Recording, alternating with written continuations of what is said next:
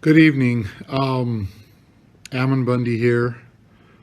I come to you with extreme concern for the people of this land. And I hope that any of you that are watching this, whether you like me or hate me, will just consider the information that I'm presenting. Governor Inslee out of Washington just made a very concerning announcement. He had a press conference, and it was quite an ordeal. It was about 40 minutes long. And the reason why I think that it is essential that we keep an eye on what Governor Inslee is doing is because in this COVID episode or this COVID scare, Washington has led in their actions, and then the other states have followed. I don't know what the connection is. I really don't know, but he certainly has led, especially the West, but in particular the entire country. And once they have done something, the other states have followed.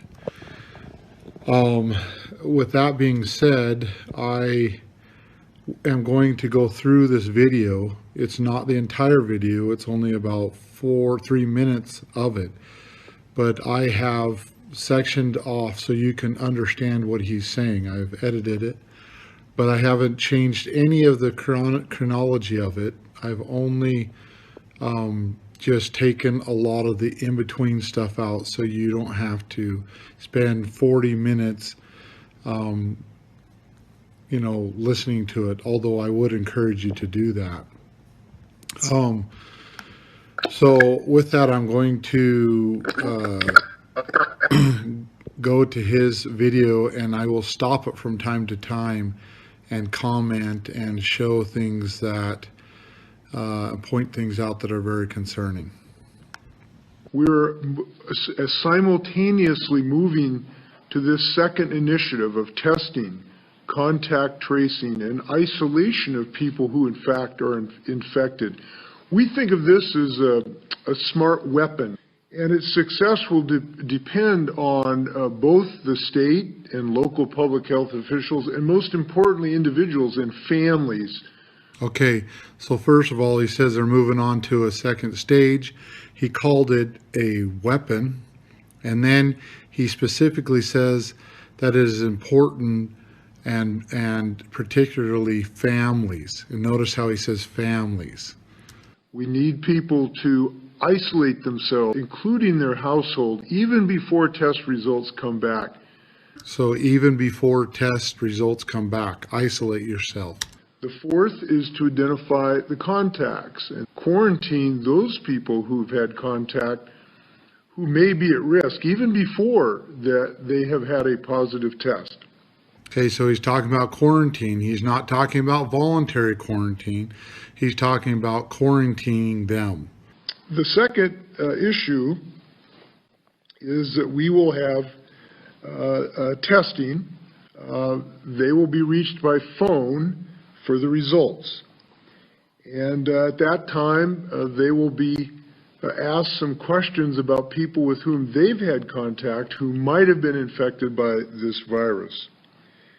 The contact tracer, and I'll talk about who those people are, they're very highly trained people. So highly trained contact tracers that'll be trained in basically how to connect all these dots with all these people. The people who were contacted will not know who the person was who provided their name. You know, people can call in and say, I think so-and-so was sick. These contact tracers will basically enact these laws and these implementations, and no one will know who actually even called in. And we want to make sure that we have enough resources to get this job done. By the end of this week, we'll have 1,371 people who are fully trained when that is necessary to get this job done. So the people who do this work are very carefully screened. So he's just emphasizing on the people who are doing this work. And we know a large amount of this work will be being done by the Washington National Guard. So with that, I'd like to ask Lieutenant Colonel Steve Hobbs to address this issue. We are so pleased to support the Department of Health in its efforts to push the voluntary COVID-19 mapping program. Okay, so I want to emphasize that this lieutenant, he's actually not the head of the National Guard, but he is a senator in the Washington legislature. So he's a lieutenant in the National Guard, and he's a senator.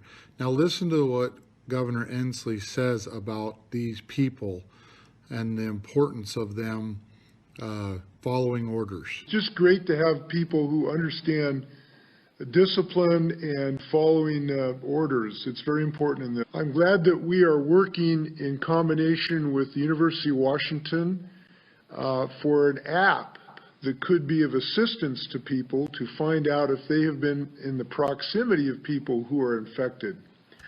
So they're working with the University of Washington on basically digitally and through an app, and he'll mention here hardware from Google and Apple, so that they can identify people in restaurants and on the street and whatever it may be, and identify them as possibly having COVID-19, and therefore they can implement forced quarantine.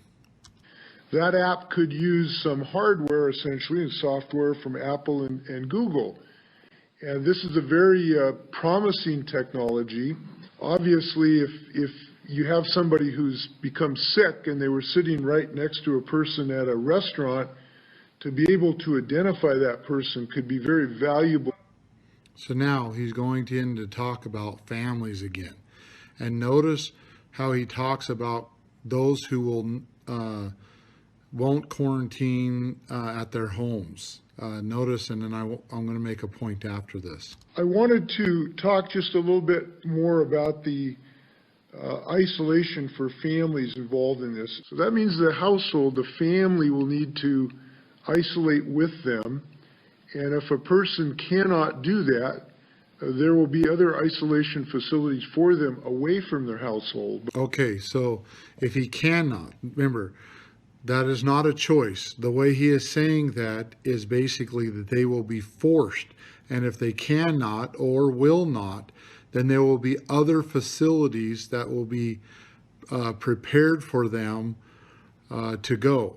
Now, the interesting thing is, and this is kind of the main point of this video and thing that really concerns me, and it's not just about the forced quarantines, but it's also about what they are planning on doing with the children that are in the situation of this forced quarantine.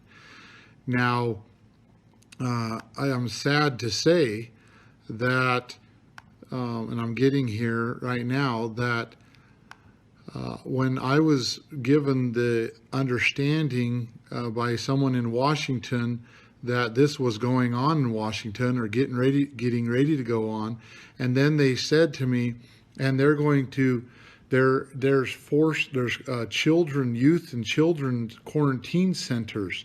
And I said, I don't know if I believe that. I can't believe that they would actually take the children from their parents and put them in quarantine centers with people they don't know, doing things that they don't know, injecting whatever into their body that their parents don't know. They surely wouldn't do that. And so I said, if you're going to say those things, you better give me some evidence.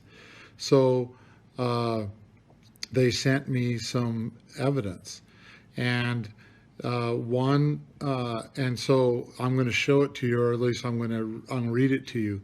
So if you go to governmentjobs.com, and you'll see that the Washington State Department of Children's, Youth and Family has posted a job. You can also do it on ZipRecruiter.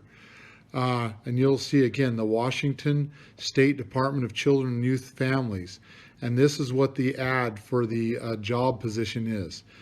DCYF, so the Department of Children and Youth Family, is seeking current DCYF employees in King, Snohomish, and Benton counties to supervise and support children and youth in emergency quarantine centers.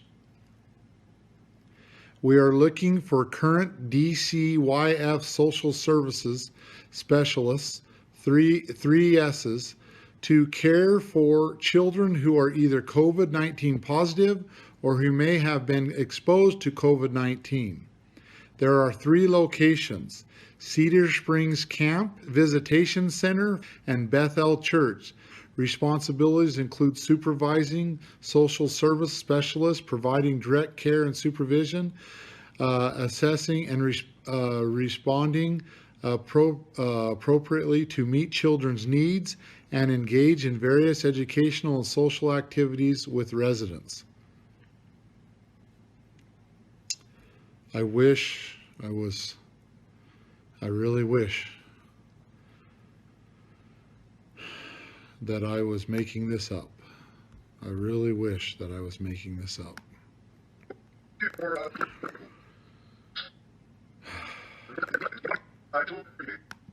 I wanted to talk just a little bit more about the isolation for families involved in this. So that means the household, the family, will need to isolate with them. And if a person cannot do that, there will be other isolation facilities for them away from their household. And one way or another, we got to make sure we take care of people's health. For people, yeah, how do you like that? One way or another, we got to take care of people's health. Who cares about their family, their children, their freedom, their job? Who cares as long as they're healthy, right? Now, I want to put this in perspective. You might say, well, Ammon, you're missing the point. No, I'm not missing the point. The Washington COVID-19 death rate is 0.01260669. There's been less than 1,000 people die from COVID-19. That's what the numbers skewed. You know that that's not accurate. That's with them counting pneumonia, flu, all of that. They still only have 908 people that they've claimed died from COVID-19. There's 7.6 million people live in Washington. That's a 0.021260669%. But hey.